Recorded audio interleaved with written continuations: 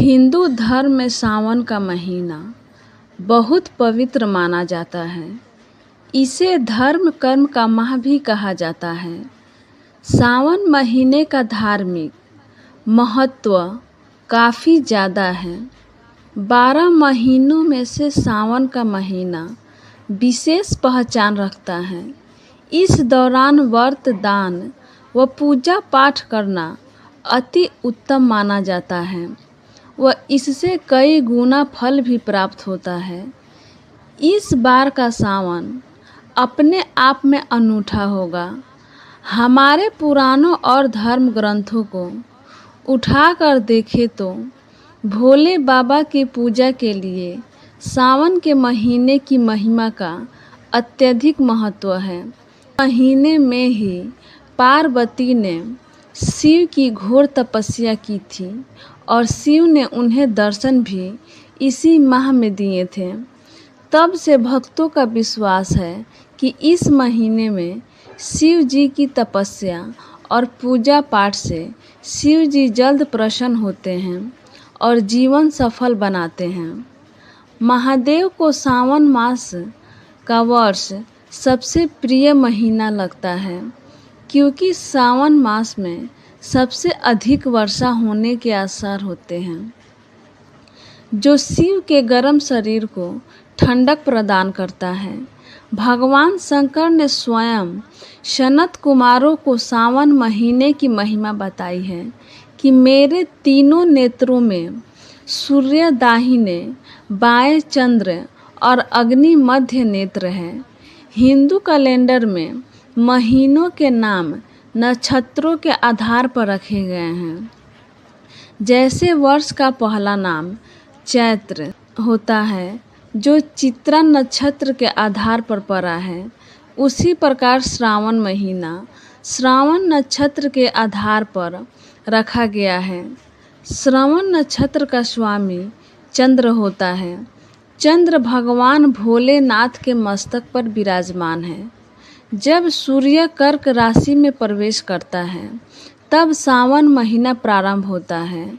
सूर्य गर्म है एवं चंद्र ठंडक प्रदान करता है, इसलिए सूर्य के कर्क राशि में आने से झमाझम बारिश होती है, जिसके फलस्वरूप लोक कल्याण के लिए विष को ग्रहण करने वाले देवों के देव महादेव को ठंडक व सुकून मिलता है।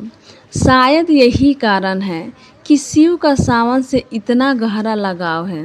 एक बार सावन के महीने में अनेक ऋषि क्षिप्रा नदी में स्नान कर उज्जैन के महाकाल शिव की अर्चना करने हेतु एकत्र हुए। वहाँ अभिमानी वैश्य भी अपने कुत्सित विचारों से ऋषियों को धर्म भ्रष्ट करने चल पड़ी, किंतु वहाँ पहुँचने पर ऋषियों के तप बल के प्रभाव से उसके शरीर की सुगंध लुप्त हो गई। वह आश्चर्यचकित होकर अपने शरीर को देखने लगी। उससे लगा उसका सौंदर्य भी नष्ट हो गया। उसकी बुद्धि परिवर्तित हो गई। उसका मन विषयों से हट गया और भक्ति मार्ग पर बढ़ने लगा।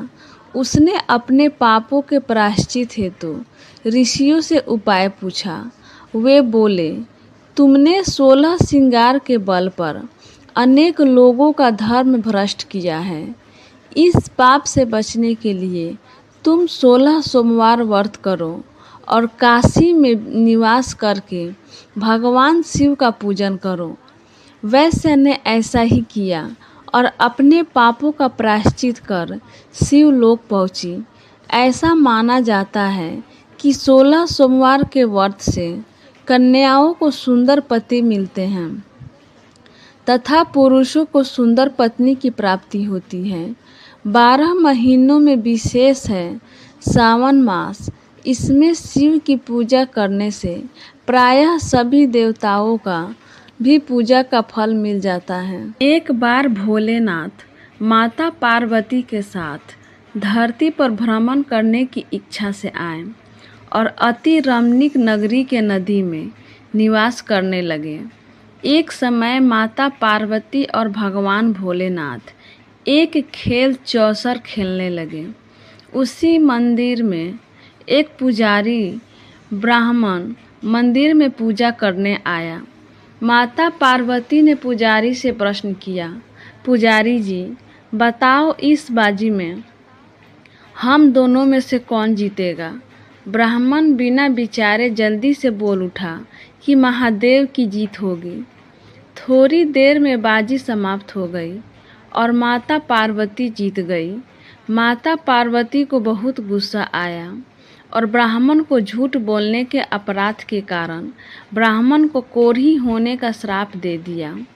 पुजारी को कष्ट भोगते हुए जब बहुत दिन गुजर गए, तब एक दिन देवलोक की अप्सराएं शिव जी की पूजा करने के लिए उस मंदिर में पधारी। पुजारी के कोढ़ के कष्ट को देखकर उन्हें बड़ी दया आई। उन्होंने उससे रोगी होने का कारण पूछा। पुजारी ने निसंकोच सारी बातें बता दी। वे अप्सराएं बोली, हे पुजारी, अब तुम दुखी मत होना। सावन सोमवार का व्रत भक्ति भाव से करो। अप्सराओं ने पुजारी को विधि बताते हुए कहा कि सोमवार को भक्ति भाव से व्रत करो, साफ वस्त्र पहनो, संध्या व उपासना के बाद आधा सेर गेहूं का आटा लो और उसके 3 भाग कर लो। घी, गुड़, दीप, नैवेद्य, पुंगी फल, बेलपत्र, जनेऊ, जोड़ा चंदन, अक्षत, पुष्पादि से प्रदोष काल में भगवान शिव की पूजा करो। उसके बाद 3 भागों में से 1 भाग शिव जी को अर्पण करो। बाकी 2 शिव जी का प्रसाद समझकर उपस्थित लोगों में बांट दो और आप भी प्रसाद समझकर खाओ। इस विधि से 16 सोमवार व्रत रखो। 17वें सोमवार को 5 सेर पवित्र गेहूं के आटे की बाटी बनाओ। उसमें घी और गुड़ मिलाकर चूरमा बनाओ। भगवान भोलेनाथ को भोग लगाकर उपस्थित भक्तों में बांट दो। इसके बाद कुटुंब सहित प्रसाद लो तो शिव जी की कृपा से उसकी सभी मनोकामनाएं पूरी हो जाती हैं। ऐसा कहकर अप्सराएं स्वर्ग को चली गईं। ब्राह्मण ने यथाविधि 16 सोमवार व्रत किया तथा भगवान शिव की कृपा से रोग से मुक्ति पाकर आनंद से रहने लगा।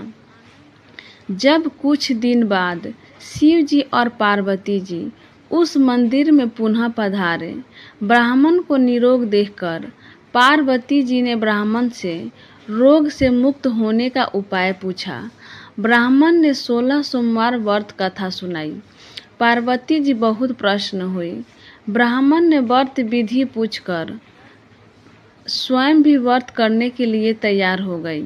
व्रत करने के बाद उनकी मनोकामना पूरी हुई और उनके रूठे बेटे स्वामी कार्तिक स्वयं माता के आज्ञाकारी बने। कार्तिक को अपने यह विचार परिवर्तन का रहस्य जानने की इच्छा हुई। वे माता से बोले, हे माता, आपने ऐसा कौन सा उपाय किया जिससे मेरा मन आपकी ओर आकर्षित हो गया? पार्वती जी ने वही 16 सोमवार व्रत की कथा उसको सुना दी।